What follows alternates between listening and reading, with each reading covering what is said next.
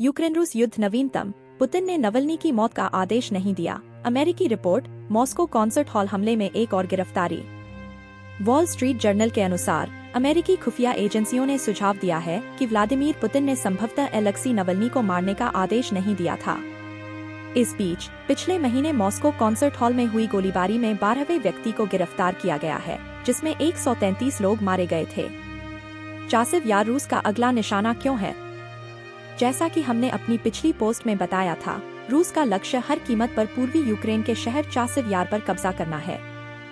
यह शहर यूक्रेन के डोनेट्स्क क्षेत्र में स्थित है, जो बखमुत के कब्जे वाले शहर से 10 किलोमीटर से भी कम पश्चिम में है। फरवरी में अवदीवका पर कब्जा करने के बाद रूसी सेनाएं पूर्वी यूक्रेन में आगे बढ़ रही हैं और क्षेत्र के गांवों को निकल रही हैं। लेकिन चासिव यार रूस के लिए मुख्य लक्ष्य है, जो शहर पर हमला करने के लिए 20,000 से अधिक सैनिकों के समूह का उपयोग कर रहा है।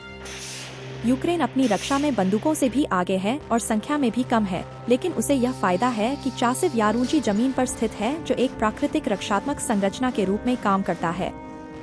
यह शहर क्षेत्र में सबसे ऊंचा स्थान है और पूर्व में सिवर्स्की डोनेट्स डोनबास नहर द्वारा विभाजित है। चासिव यार को यूक्रेनी गढ़ के रूप में इस्तेमाल किया गया था जब रूस ने शुरू में 2014 में डोनबास क्षेत्र पर आक्रमण किया था।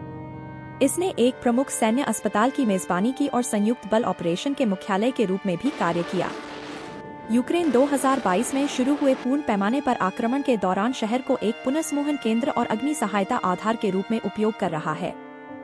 एक और कारण है कि रूस की नजर इस शहर पर है। चासिव यार पर कब्जा रूस के लिए डोनेट्स्क क्षेत्र में व्यापक आक्रमण शुरू करने का मार्ग प्रशस्त करेगा, जो वर्तमान में लगभग 50% रूसी नियंत्रण में है।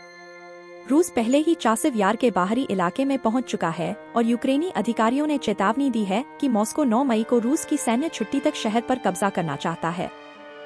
क्रेमलिन ने कहा है कि वह यूरोपीय संघ द्वारा अपनी तरलीकृत प्राकृतिक गैस (LNG) पर लगाए गए किसी भी अवैध प्रतिबंध को दूर करने के तरीकों का पता लगाएगा।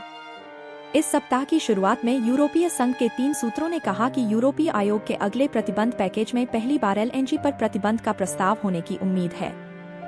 यह प्रस्ताव यूरोप में रूसी LNG के आयात पर प्रतिबंध नहीं लगाएगा, बल्कि ट्रांसशिपमेंट को लक्षित करेगा, जो गैस को एक जहाज से दूसरे जहाज तक ले जाता है और फिर अपने अंतिम गंतव्य तक जाता है।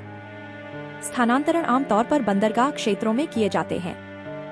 प्रतिक्रिया व्यक्त करते हुए क्रेमलिन के प्रवक्ता दिमित्री पेस्कोव ने कहा, रूस को ऊर्जा बाजारों से बाहर निकालने और अधिक महंगे बाजारों में स्विच करने का प्रयास जारी है। बेशक किसी भी मामले में हम इन अवैध बाधाओं, अनुचित प्रतिस्पर्धा और अवैध कार्यों को दूर करने के तरीकों की तलाश करेंगे। यूरोपीय संघ ने फरवरी 2022 में यूक्रेन पर आक्रमण के तुरंत बाद रूसी समुद्री तेल आयात पर प्रतिबंध लगाने की घोषणा की, लेकिन बाल्टिक राज्यों और पोलैंड के बार-बार आह्वान के बावजूद ब्लॉक ने LNG पर प्रतिबंध लगाना बंद कर दिया है। लेकिन रूस यूरोपीय संघ को अपनी 40% गैस और 30% तेल की आपूर्ति करता है। वास्तव में युद्ध शुरू होने के बाद से यूरोप में रूसी LNG का आयात बढ़ गया है, जिसमें बेल्जियम, फ्रांस और स्पेन सबसे बड़े खरीदार हैं। एक वैकल्पिक LNG प्रदाता खोजने के लिए पश्चिम को समन्वय करना होगा। रूस ने पूर्वी यूक्रेनी गांव पर आक्रामक कदम उठाया। यूक्रेनी सेना ने कहा है कि मॉस्को ने पूर्वी यूक्रेन के ओचेरेटीन गांव में अपने हमले को मजबूत करने के लिए और अधिक सैनिक भेजे हैं।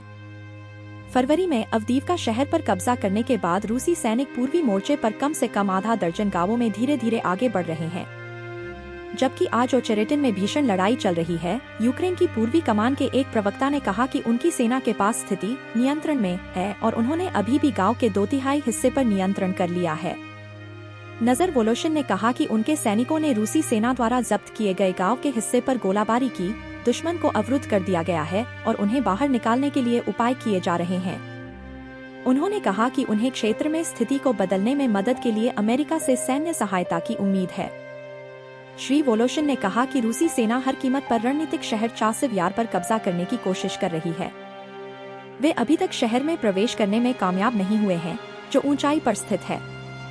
मॉस्को की एक अदालत के फैसले के अनुसार पिछले महीने एक खचाखच भरे मॉस्को कॉन्सर्ट हॉल में हुई गोलीबारी के सिलसिले में 12वें व्यक्ति को गिरफ्तार किया गया है।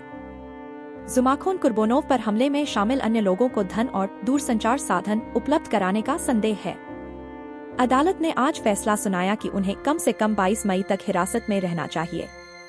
रूसी समाचार रिपोर्टों के अनुसार ऐसा माना जाता है कि वह व्यक्ति ताजिकिस्तान का रहने वाला है।